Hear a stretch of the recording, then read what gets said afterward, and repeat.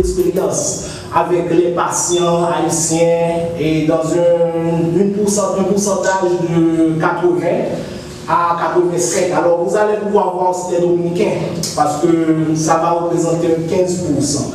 Aujourd'hui, nous allons parler du panorama, du niveau de santé des communautés haïtiennes en République dominicaine. Alors pourquoi je dis panorama? Panorama, c'est dans le sens, je vais vous faire une présentation globale, une présentation générale, disons, à vol d'oiseau, parce que nous n'avons pas encore atterri jusqu'à maintenant. Jusqu'à maintenant, nous sommes dans l'avion.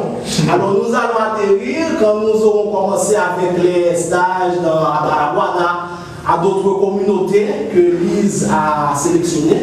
Alors, vous allez avoir une de ces expériences-là les deux pieds sur terre. Alors, avant de vous donner l'exemple, plus ou moins, des différents cas que vous allez voir. Ok, nous allons commencer avec la migration haïtienne vers la République dominicaine. Alors, ça va être notre premier thème, le premier sujet sur lequel nous allons parler. Pourquoi parler de la migration haïtienne vers la République dominicaine? C'est parce que, premièrement, pour pouvoir comprendre, pour pouvoir avoir une idée plus approfondie du niveau de santé, de l'état de santé de ces différentes communautés haïtiennes en République dominicaine, il faut commencer par la migration. Il faut partir du point de commencement, du point de départ.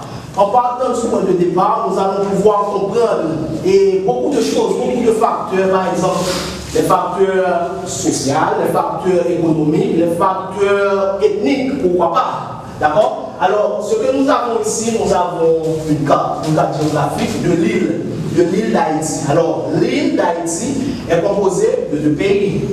Haïti dans l'ouest et la République dominicaine dans l'est. Par exemple, les gens qui vivent au niveau des campagnes et non à Port-au-Prince, la capitale, ces gens-là n'ont pas beaucoup de moyens pour subsister. Ils n'ont pas beaucoup de moyens économiques afin de subvenir aux besoins de leur famille. Alors qu'est-ce qu'ils font?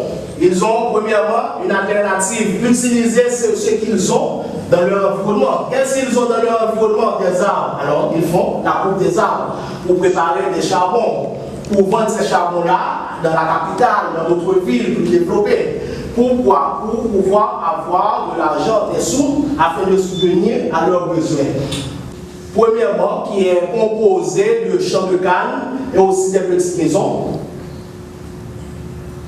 Et aussi des petites maisons. Alors, ces maisons-là, ce sont des maisons construites, dans des conditions infrahumaines, qui ne réunissent pas les conditions normales pour qu'une personne puisse avoir une vie décente, une vie sanitaire. Aussi, au point de vue économique aussi, parce que ces gens-là n'ont pas des moyens économiques pour aller dans un centre de santé privé en République dominicaine.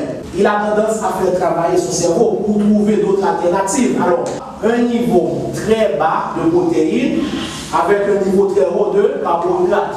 D'autres maladies qu'on peut voir chez ces enfants-là, à part de la malnutrition et l'exposition, nous pouvons voir que ces enfants-là ont des parasitoses intestinales, parasites aussi au niveau de la peau. On peut voir aussi les tinea capitis au niveau des cheveux. J'imagine que ce sont des choses que vous ne voyez pas au Canada. Aussi en République dominicaine, nous avons vu au cours de ces 2 dernières années pas mal de cas de choléra. Récemment, il y a à peu près 2 semaines de cela, dans une ville à Santiago, une localité de Santiago, il y a beaucoup de cas de choléra. Et des fois, l'enfant peut avoir beaucoup de malformations, des malformations congénitales. Et avec la sonographie, on peut détecter ça. Et parfois, quand la dame, elle accouche, l'enfant peut naître mort.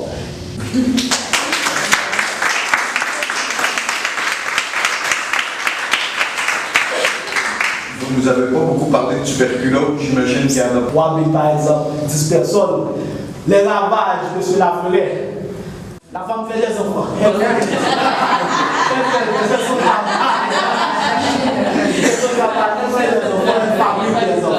C'est l'industrie. Vous pouvez arriver dans un bassin, vous pouvez par exemple, vous parler à des enfants. Dites-moi, docteur Carole, au niveau des accouchements, est-ce que la majorité des femmes vont accoucher à l'hôpital ou comment ça procède à ce moment-là? Belle question, c'est une très belle question. Beaucoup de ces accouchements se font à la maison. À la maison. Oui, la femme haïtienne, elle a